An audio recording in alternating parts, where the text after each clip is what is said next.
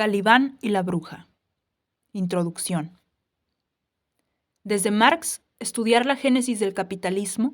ha sido un paso obligado para aquellos activistas y académicos convencidos de que la primera tarea en la agenda de la humanidad es la construcción de una alternativa a la sociedad capitalista.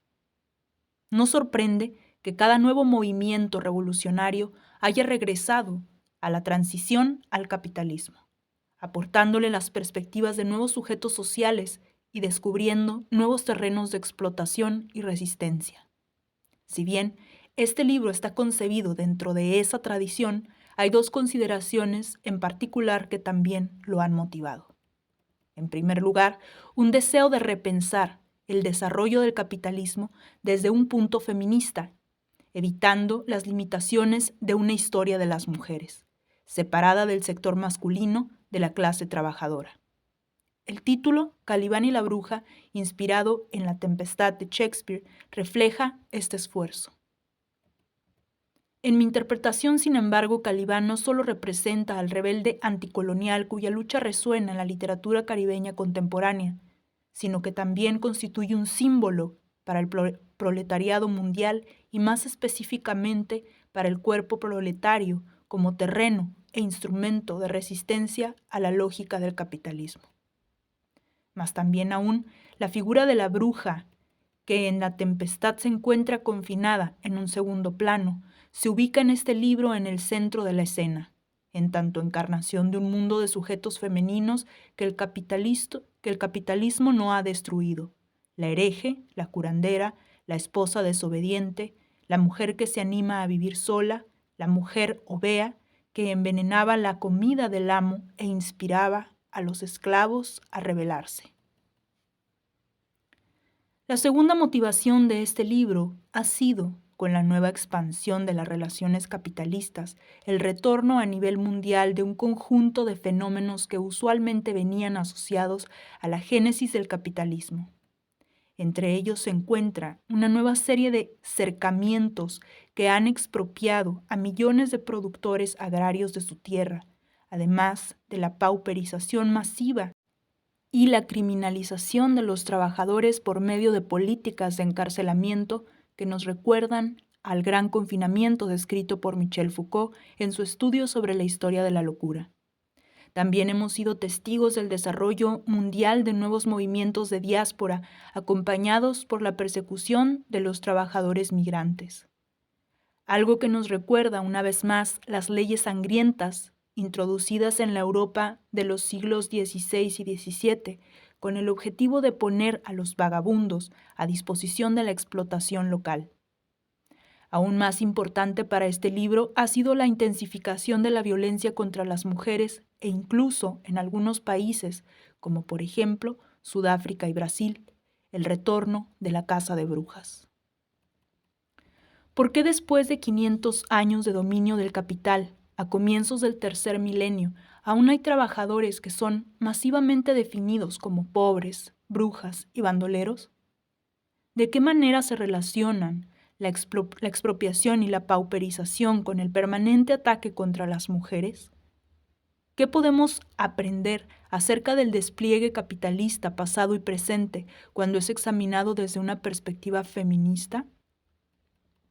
Con estas preguntas en mente, he vuelto a analizar la transición del feudalismo al capitalismo desde el punto de vista de las mujeres, el cuerpo y la acumulación primitiva.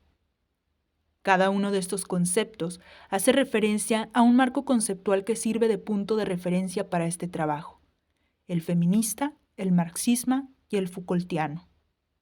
Por eso, voy a comenzar esta introducción con algunas observaciones sobre la relación entre mi propia perspectiva de análisis y cada uno de estos marcos de referencias. La acumulación primitiva es un término usado por Marx en el tomo 1 de El Capital, con el fin de caracterizar el proceso político en el que se sustenta el desarrollo de las relaciones capitalistas. Se trata de un término útil en la medida que nos proporciona un denominador común que permite conceptualizar los cambios producidos por la llegada del capitalismo en las relaciones económicas y sociales. Su importancia yace especialmente en el hecho de que Marx trate la acumulación primitiva como un proceso fundacional, lo que revela las condiciones estructurales que hicieron posible la sociedad capitalista. Esto nos permite leer el pasado como algo que sobrevive en el presente, una consideración esencial para el uso del término en este trabajo. Sin embargo, mi análisis se aparta del de Marx por dos vías distintas. Si Marx examina la acumulación primitiva desde el punto de vista del proletariado asalariado de sexo masculino y el desarrollo de la producción de mercancías,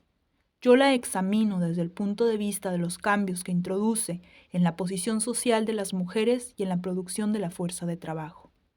De aquí que mi descripción de la acumulación primitiva incluya una serie de fenómenos que están ausentes en Marx y que, sin embargo, son extremadamente importantes para la acumulación capitalista.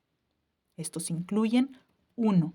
El desarrollo de una nueva división sexual del trabajo que somete el trabajo femenino y la función reproductiva de las mujeres a la reproducción de la fuerza de trabajo.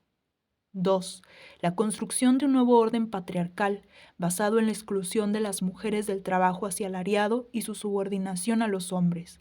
3. La mecanización del cuerpo proletario y su transformación, en el caso de las mujeres, en una máquina de producción de nuevos trabajadores. Y lo que es más importante, es situado en el centro de este análisis de la acumulación primitiva las cacerías de brujas de los siglos XVI y XVII.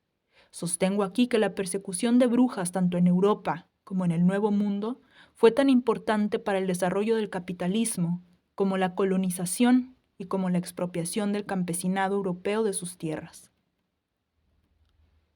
Este análisis se diferencia también del de Marx en su evaluación del legado y de la función de la acumulación primitiva. Si bien Marx era agudamente consciente del carácter criminal del desarrollo capitalista, su historia, declaró, está escrita en los anales de la humanidad con letras de fuego y sangre. No cabe duda de que lo consideraba como un paso necesario en el proceso de la liberación humana. Creía que acababa con la propiedad en pequeña escala e incrementaba hasta un grado no alcanzado por ningún otro sistema económico, la capacidad productiva del trabajo, creando las condiciones materiales para liberar a la humanidad de la escasez y la necesidad. También suponía que la violencia, que había presidido las primeras fases de la expansión capitalista, retrocedería con la maduración de las relaciones capitalistas.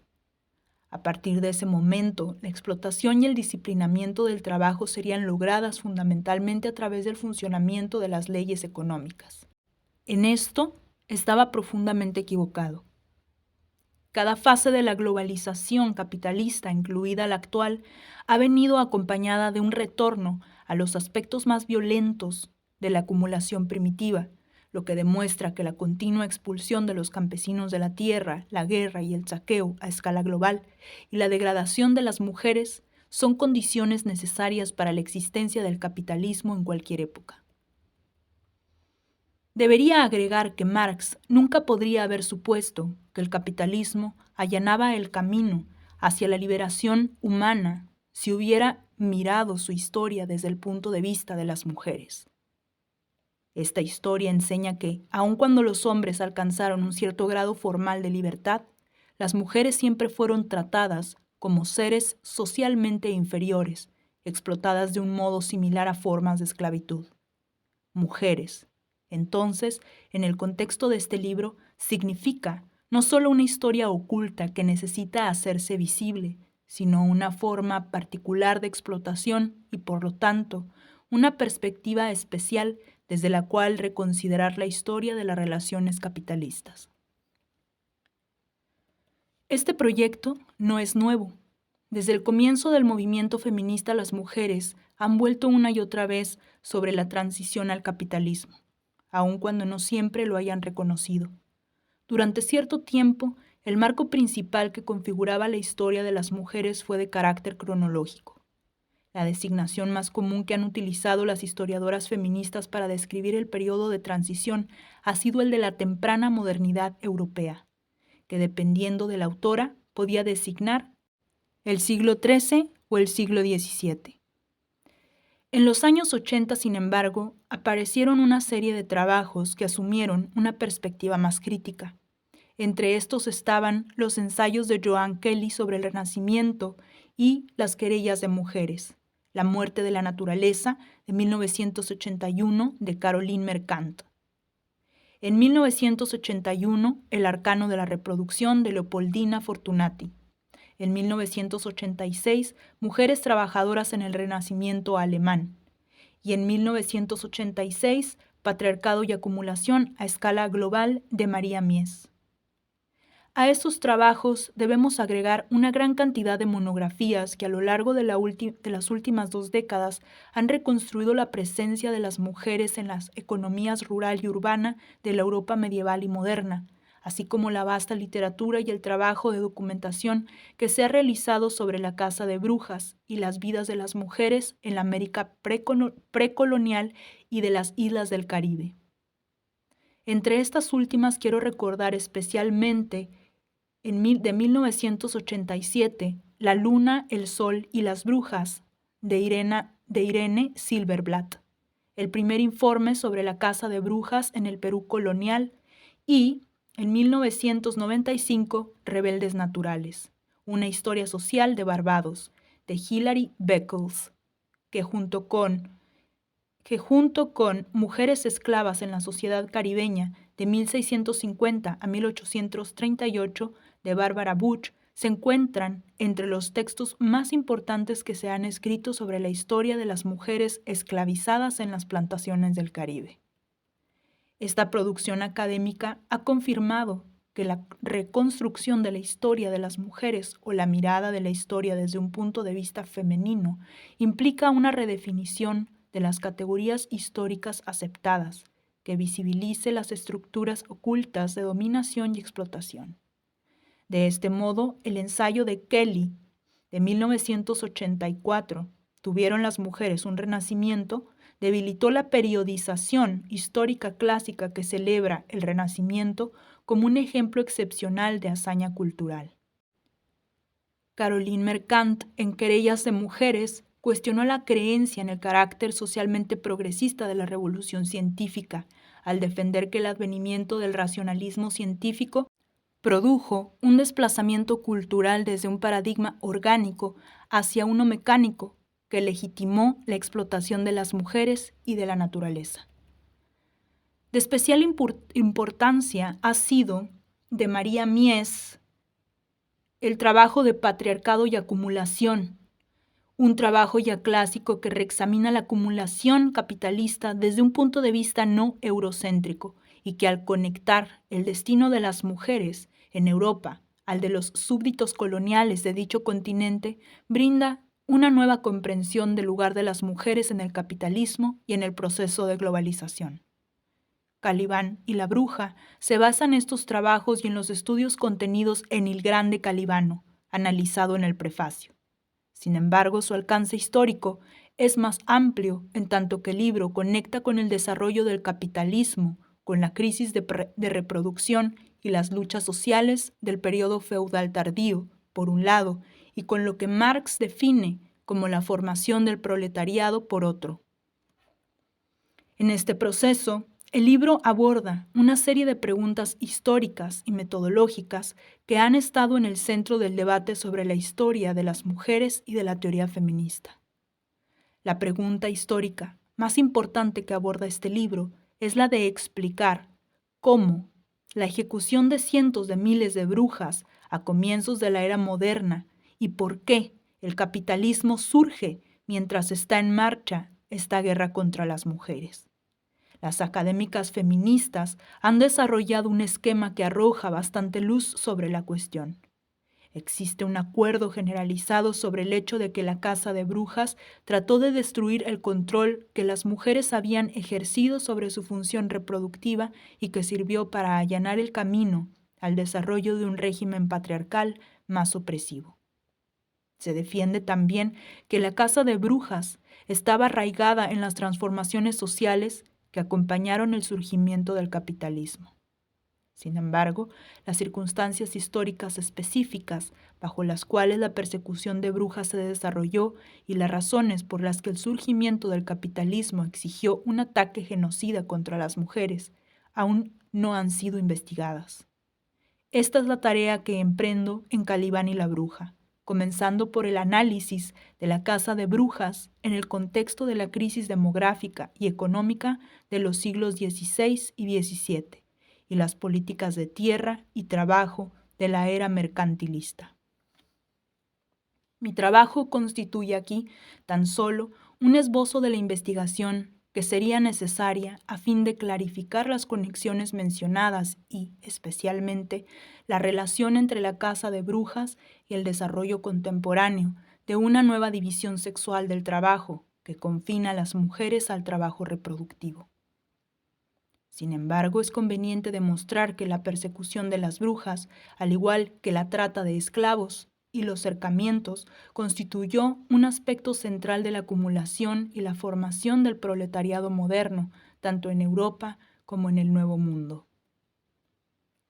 Hay otros modos en los que Calibán y la Bruja dialoga con la historia de las mujeres y la teoría feminista.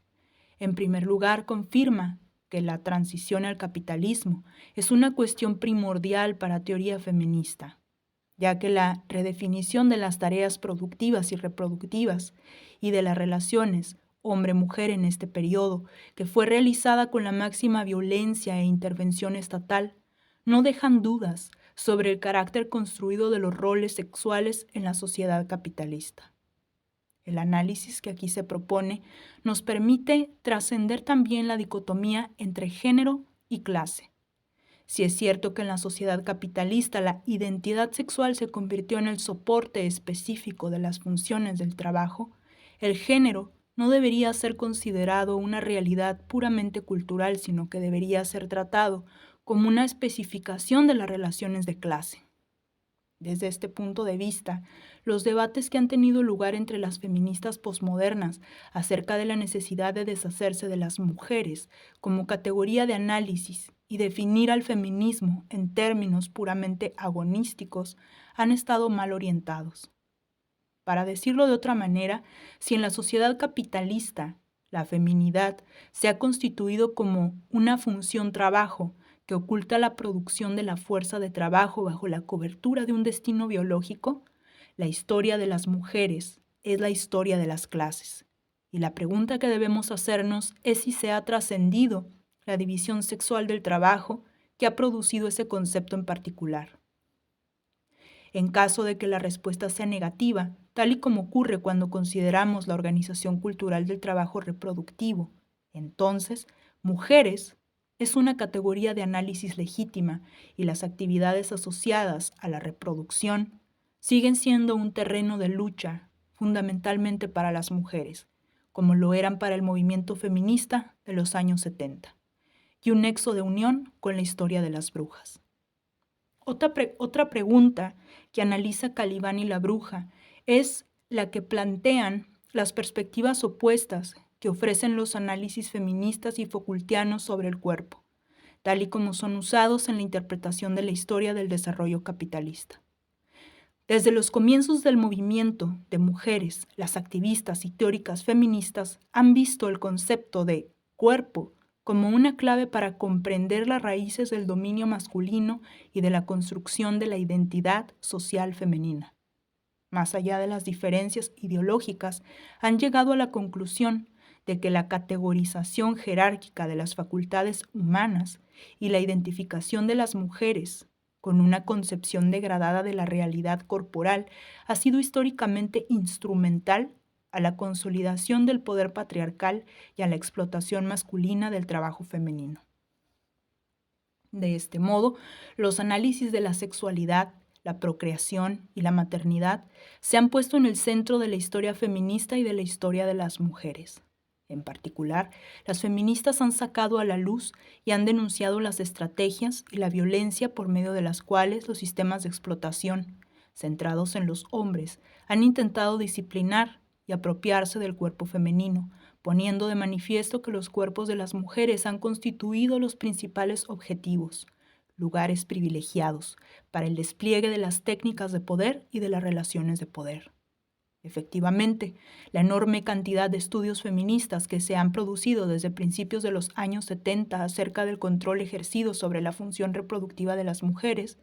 los efectos de las violaciones y el maltrato y la imposición de la belleza como una condición de aceptación social constituyen una enorme contribución al discurso sobre el cuerpo en nuestros tiempos y señalan la errónea percepción tan frecuente entre los académicos que atribuye su descubrimiento a Michel Foucault. Partiendo de un análisis de la política del cuerpo, las feministas no solo han revolucionado el discurso filosófico y político contemporáneo, sino que también han comenzado a revalorizar el cuerpo. Este ha sido un paso necesario tanto para confrontar la negatividad que acarrea la identificación de feminidad con corporalidad, como para crear una visión más holística de qué significa ser un ser humano. Esta valoración ha tomado varios perfiles, desde la búsqueda de formas de saber no dualistas hasta el intento, con feministas que ven la diferencia sexual como un valor positivo, de desarrollar un nuevo tipo de lenguaje y de repensar las raíces corporales de la inteligencia humana. Tal y como ha señalado Rosy Braidotti, el cuerpo que se reclama no ha de entenderse nunca como algo biológicamente dado. Sin embargo, eslóganes como recuperar la posesión del cuerpo o hacer hablar al cuerpo han sido criticados por teóricos postestructuralistas y Foucaultianos, que rechazan, como ilusorio, cualquier llamamiento a la liberación de los instintos. Por su parte, las feministas han acusado al discurso de Foucault sobre la sexualidad de omitir la diferenciación sexual, al mismo tiempo que se apropiaba de muchos saberes desarrollados por el movimiento feminista.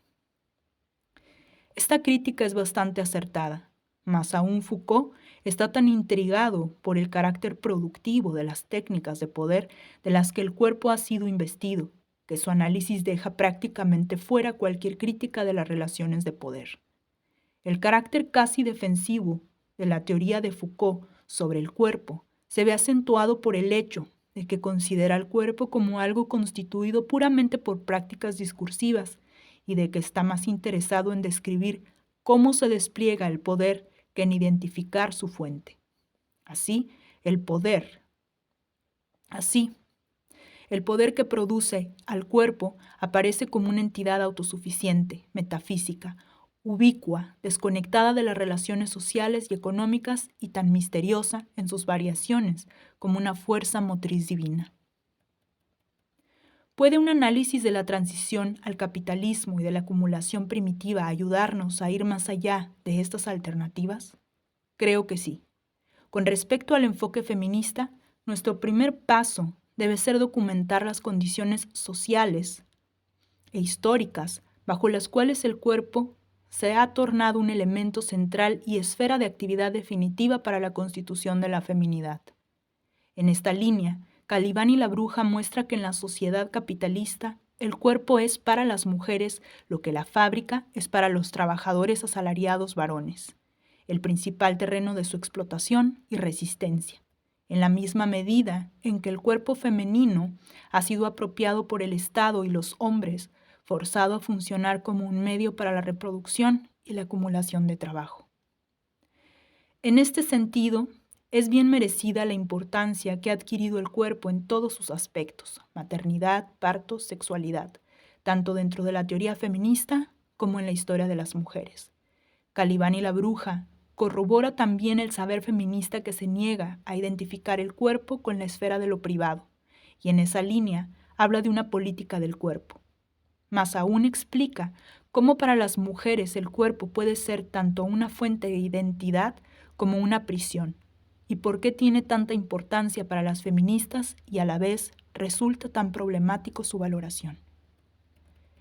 En cuanto a la teoría de Foucault, la historia de la acumulación primitiva ofrece muchos contraejemplos, demostrando que solo puede defenderse al precio de realizar omisiones históricas extraordinarias. La más obvia es la omisión de la caza de brujas y el discurso sobre la demonología en su análisis sobre el disciplinamiento del cuerpo. De haber sido incluidas, sin lugar a dudas hubieran inspirado otras conclusiones,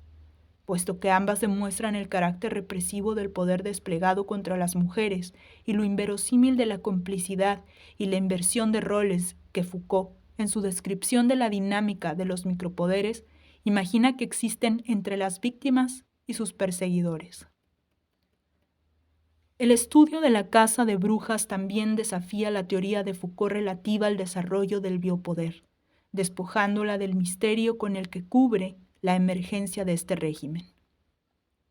Foucault registra la mutación, suponemos que en la Europa del siglo XVIII, desde un tipo de poder construido sobre el derecho de matar, hacia un poder diferente que se ejerce a través de la administración y promoción de las fuerzas vitales como el crecimiento de la población, pero no ofrece pistas sobre sus motivaciones. Sin embargo, si ubicamos esta mutación en el contexto del surgimiento del capitalismo, el enigma se desvanece. La promoción de las fuerzas de la vida no resulta ser más que el resultado de una nueva preocupación por la acumulación y la reproducción de la fuerza de trabajo. También podemos observar que la promoción del crecimiento poblacional por parte del Estado puede ir de la mano de una destrucción masiva de la vida, pues en muchas circunstancias históricas, como por ejemplo la historia de la trata de esclavos, una es condición de la otra. Efectivamente, en un sistema donde la vida está subordinada a la producción de ganancias, la acumulación de fuerza de trabajo solo puede lograrse con el máximo de violencia para que, en palabras de María Mies, la violencia misma se transforme en la fuerza más productiva. Para concluir, lo que Foucault habría aprendido si en su historia de la sexualidad 1978 hubiera estudiado la caza de brujas en lugar de concentrarse en la confesión pastoral, es que esa historia no puede escribirse desde el punto de vista de un sujeto universal abstracto asexual. Más aún, habría reconocido que la tortura y la muerte pueden ponerse al servicio de la vida, o mejor, al servicio de la producción de la fuerza de trabajo, dado que el objetivo de la sociedad capitalista es transformar la vida en capacidad para trabajar y en trabajo muerto. Desde este punto de vista, la acumulación primitiva ha sido un proceso universal en cada fase del desarrollo capitalista. No es casualidad que su ejemplo histórico originario haya sedimentado estrategias que ante cada crisis capitalista han sido relanzadas de diferentes maneras con el fin de abaratar el coste del trabajo y esconder la explotación de las mujeres y los sujetos coloniales. Esto es lo que ocurrió en el siglo XIX, cuando las respuestas al surgimiento del socialismo, la Comuna de París y la crisis de acumulación de 1873 fueron la pelea por África y la invención de la familia nuclear en Europa, centrada en la dependencia económica de las mujeres a los hombres, seguida de la expulsión de las mujeres de los puestos de trabajo remunerados. Esto es también lo que ocurre en la actualidad, cuando una nueva expansión del mercado de trabajo está intentando devolvernos atrás en el tiempo en relación con la lucha anticolonial y las luchas de otros sujetos rebeldes, estudiantes, feministas, obreros industriales, que en los años 60 y 70 debilitaron la división sexual e internacional del trabajo. No sorprende entonces que la violencia a gran escala y la esclavitud hayan estado a la orden del día, del mismo modo en que lo estaban en el periodo de transición, con la diferencia de que hoy los conquistadores son los oficiales del Banco Mundial y del Fondo Monetario Internacional, que todavía predican sobre el valor de un centavo a las mismas poblaciones a las que las potencias mundiales dominantes han robado y pauperizado durante siglos. Una vez más, mucha de la violencia desplegada está dirigida contra las mujeres, porque en la era del ordenador la conquista del cuerpo femenino sigue siendo una precondición para la acumulación de trabajo y riqueza, tal y como lo demuestra la inversión institucional en el desarrollo de nuevas tecnologías reproductivas que más que nunca reducen a las mujeres a meros vientres. También la feminización de la pobreza, que ha acompañado la difusión de la globalización, adquiere un nuevo significado cuando recordamos que este fue el primer efecto del desarrollo del capitalismo sobre las vidas de las mujeres. Efectivamente, la lección política que podemos aprender de Calibán y la bruja es que el capitalismo, en tanto sistema económico-social, está necesariamente vinculado con el racismo y el sexismo. El capitalismo debe justificar y mistificar las contradicciones incrustadas en sus relaciones sociales. La promesa de libertad frente a la libertad de la coacción generalizada y la promesa de prosperidad frente a la realidad de la penuria generalizada, denigrando la naturaleza de aquellos a quienes explota: mujeres, súbditos coloniales, descendientes de esclavos africanos, inmigrantes desplazados por la globalización. En el corazón del capitalismo no solo encontramos una relación simbiótica entre el trabajo asalariado contractual y la esclavitud, sino también, y en relación con ella, podemos detectar la dialéctica que existe entre acumulación y destrucción de la fuerza de trabajo, tensión por la que las mujeres han pagado el precio más alto con sus cuerpos, su trabajo, sus vidas. Resulta, por lo tanto, imposible asociar el capitalismo con cualquier forma de liberación o atribuir la longevidad del sistema a su capacidad de satisfacer necesidades humanas. Si el capitalismo ha sido capaz de reproducirse, ello solo se debe al entramado de desigualdades que ha construido en el cuerpo del proletariado mundial y a su capacidad de globalizar la explotación. Este proceso sigue desplegándose ante nuestros ojos tal y como lo ha hecho a lo largo de los últimos 500 años. La diferencia radica en que hoy en día la resistencia al capitalismo también ha alcanzado una dimensión global.